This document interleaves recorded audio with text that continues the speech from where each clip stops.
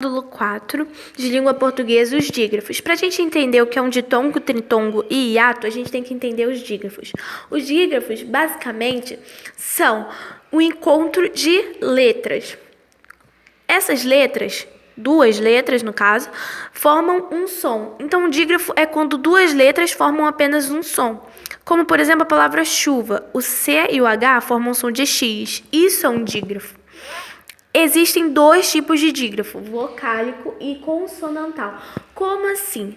Primeiramente, o vocálico é quando uma vogal, A, E, I, O, U, se encontra com a letra M ou N, formando um som só. Por exemplo, anjo, o A se encontrou com N, formando o A com tio. Isso é o encontro vocálico. Agora, o encontro consonantal é quando duas letras se encontram, formando o som de uma consoante. Por exemplo, na palavra carro, os dois R's se encontram, formando o som de um R só, carro.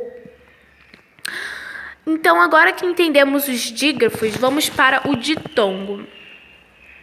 Bem, o ditongo, ele é o encontro de vocais, uma vogal e uma semivogal.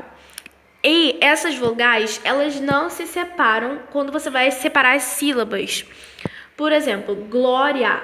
O encontro de vogais aqui é entre o I e o A. Quando você vai separar as sílabas, o I e o A ficam juntos. Isso é um ditongo e existem dois tipos, crescente e decrescente. O crescente é quando tem uma semivogal e depois vem uma vogal, e o decrescente é ao contrário.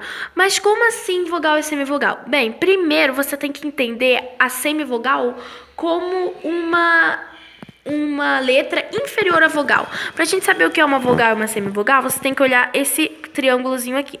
Quanto mais pra cima, mais vogal ele é, e quanto mais pra baixo, mais semivogal ele é.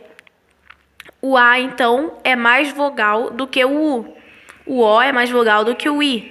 O E é mais vogal do que o I, que o U. Enfim, quanto mais para cima, mais vogal. Quanto mais para baixo, mais semivogal. Voltando aqui. Crescente é quando você tem uma semivogal e uma vogal. Por exemplo, glória. O I é uma semivogal, o A é uma vogal. Então, esse é um ditongo crescente.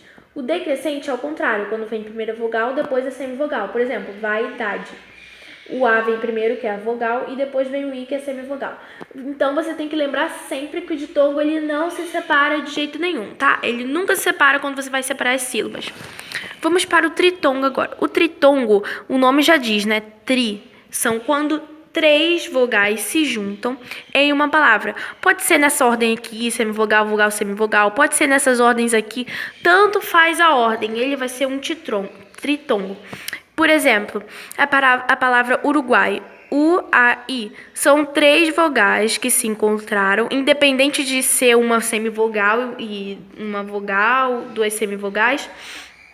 Independente disso, são três vogais que se encontraram formando um tritongo. Então, é só você lembrar que esse tri aqui, ele significa três vogais.